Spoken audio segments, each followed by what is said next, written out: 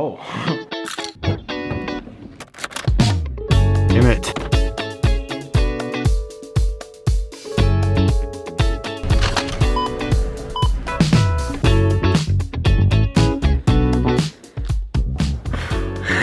Nice. What is going on, everybody? Welcome back to another episode here on my Life Revised channel. If you guys are new here, you're probably thinking, oh, happy birthday, Tim. It must be your birthday. You got a cupcake and a candle. Why else would you do that? One, because I'm extra. But two, I'm doing this because I finally hit 500 subscribers on YouTube.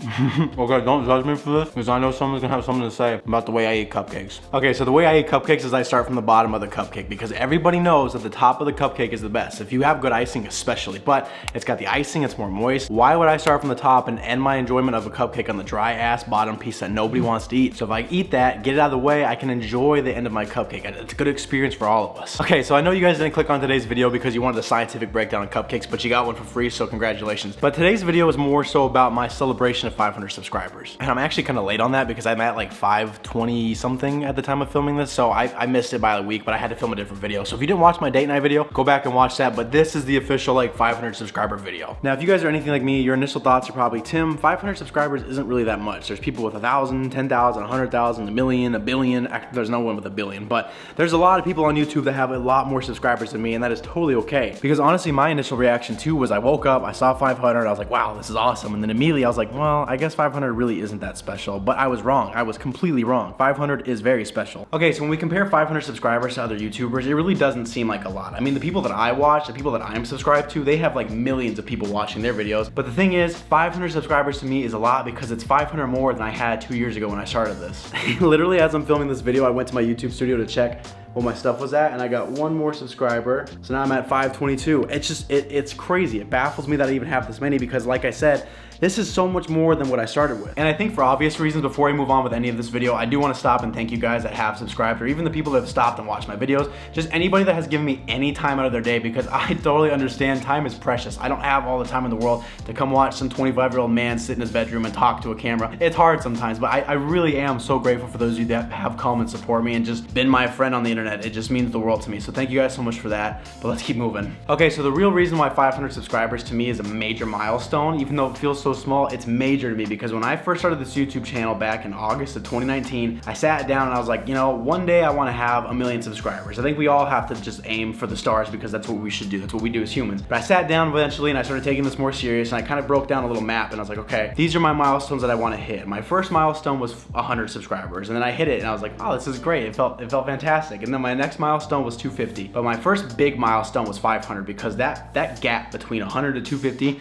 to 500, like, it has been a stretch. Like I said, I started this in 2019. I still don't know, like, it's taken me this long to figure out what my niche is, my personality on the camera, just to get comfortable on the camera. There are so many things that I've had to practice and learn and just keep going in order to get to this 500 subscribers. I think the most exciting thing about 500 subscribers for me is that it's showing that my work is not only paying off, but it's showing that I'm actually on track with my overall goal. And I say this because it's gonna segue us perfectly into what the whole point of this video is, but we as humans, we set goals. We set pretty hefty goals, like we wanna go to college, we wanna make such and such money, we want this amount of followers on social media. We dream big because that's what we do. We were just taught that the American dream's out there, like, let's just go grab it by the horns. I'm the same way. I'm the exact same way, where everything I think is like just massive projects, massive goals, massive achievements that I want to accomplish. But in order to reach those achievements, we have to break them down into smaller wins to get there. We need something that's going to motivate us. So for my YouTube channel alone, I was like, okay, let's say the goal is 1 million subscribers, but I have to hit 1 subscriber, 10 subscribers, 500, 1,000. I have so many small things in between that I have to hit in order to get to that overall goal. But sometimes you get so caught up in that end goal that you forget to celebrate the small stuff. I mean, when I hit 250, like, it was another milestone of mine, but I didn't really make a big deal out of it. I didn't get cupcakes that time.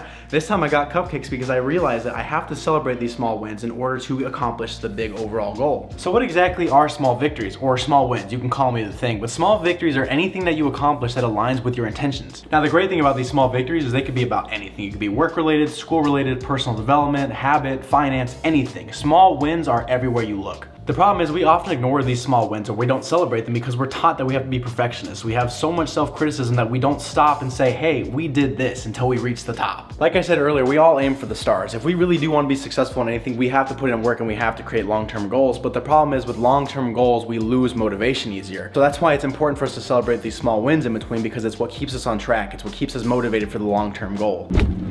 Here's a pretty basic example for you guys. If you've been on the channel for a while, you know that we recently moved to Austin, Texas, and we've been trying to like decorate this place. It's been tough. We don't really have everything we need. We're still missing a dining table. The living room is done. The office is kind of there, but we've been missing a lot of stuff. But recently, we bought a toaster. Now, most people are gonna sit there and be like, dude, it's a $20 purchase. Toasters aren't that big of a deal. It's not great. It's not. It may not be the biggest deal in the world. I'm not saying I have to go out and buy cupcakes for every little thing, but it's one small step in the right direction. We now have one more thing that we didn't have. We are one step closer to that long-term goal of having this place be completely furnished. And on top of that, now I can have waffles. So if you ask me, that's more than just a small win. This is the first time in like a month that it's not raining in Austin, so for the sake of my sanity, we're gonna take the rest of this video outside just so I can get some fresh air before it starts to rain for the next 3 weeks.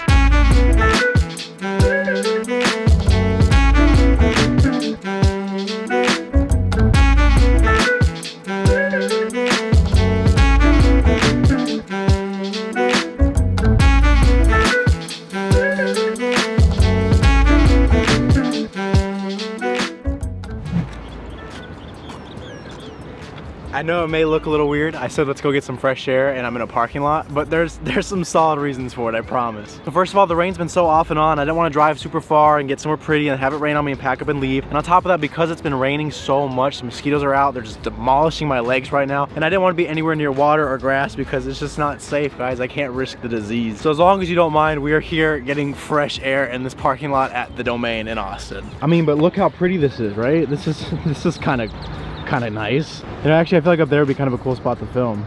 Wow, what a boring spot to film down there. If only there was a tall parking garage to come film on.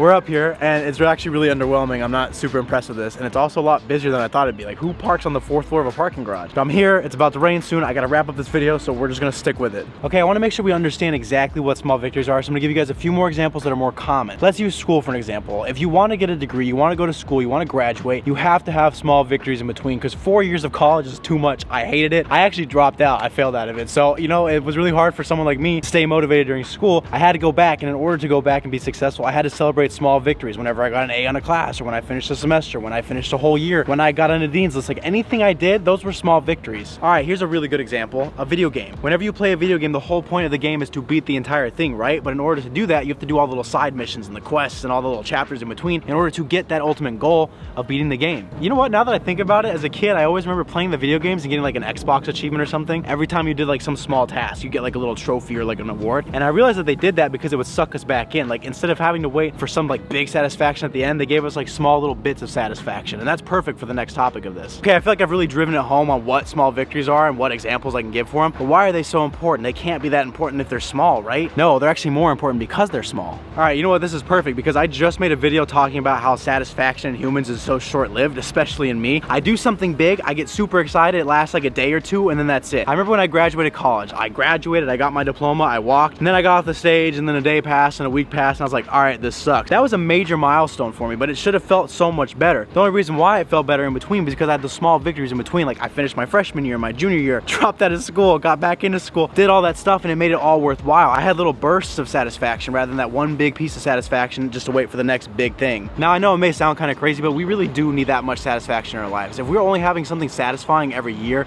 every 2 years, or just big major milestones that we have, there's nothing that's gonna keep us going. There's nothing that's gonna motivate us. It's gonna make us procrastinate and just stop altogether. I mean, could you imagine how awful school would be if there's no way to distinguish that you're moving forward? Like, you're just a freshman for 5 years and you have no idea how close you are to finishing. You need those little milestones, those small victories to tell you, hey, you completed a course, you completed a grade, you did this stuff, you're so much closer, you're almost there, dude. Now, we all want satisfaction, but that's not the only reason why it's important to celebrate these small victories. I think the most important part is to actually track your progress. If you're not celebrating the small things in between, how do you know you're actually moving in the right direction? How do you know that you're making the right progress? I guess a good example for this one would be something like weight loss, because I know in my own experience, the only way for me to stay motivated was to actually take pictures and weigh myself and show myself that I was making progress. If I just sat there and waited to lose 100 pounds and I wasn't tracking the stuff in between, I was just eyeballing it, I would have no idea. But the fact that I had stuff to like take pictures of and I saw myself changing, I saw my weight changing, I saw everything changing, I celebrated little milestones like 1 pound, 2 pounds, 10 pounds, 50 pounds. Those things made it worthwhile because I actually got to see the progress I was making. I was tracking it and understood that I was going in the right direction. I guess in the end, the biggest thing is that you get to celebrate and be happy. happy. That's just like, who doesn't want to celebrate, dude? Now, I'm obviously not saying go out and celebrate everything. Don't go buy cupcakes like I did for every little thing you do, but don't forget to stop and see the progress that you've made, because if you don't acknowledge the progress you've made,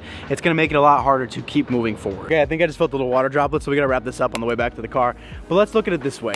If you guys find yourself in a similar situation to me where you're trying to gain more followers, more subscribers, get more friends, do better in school, do better at your job, make a whole map about it. Like, tell yourself, like, yes, this is the end goal here, but in between there's like these little milestones that you have. Because I'm telling you right now, I wanted to quit so many times in this whole YouTube journey. If it wasn't for this like little tracking system I had, like 5 subscribers, 25 subscribers, 50, 100, 500, I would have given up a long time ago. But this has made it so much easier for me because I get excited every single time instead of waiting 3 years to hit however many it takes in that time frame. So map it out, tell yourself, like, this is my first milestone, this is the next milestone, and make them realistic with yourself. But don't be afraid to celebrate. You're not gonna overdo it. Just be happy, dude. It's, who doesn't want to be happy? Oh, that is it. That is all I got for you guys today. So don't forget to go out, celebrate small wins, go to your local parking lot, get some fresh air, avoid the rain, avoid the mosquitoes. But that's it. I got nothing else for you guys. Again, thank you so much for 500 subscribers. I love every single one of you guys. I couldn't be here without you. Thanks for coming back and watching my videos and watch me ramble on and talk too fast at these outros. That's it though. I love you guys. I will see you in the next video.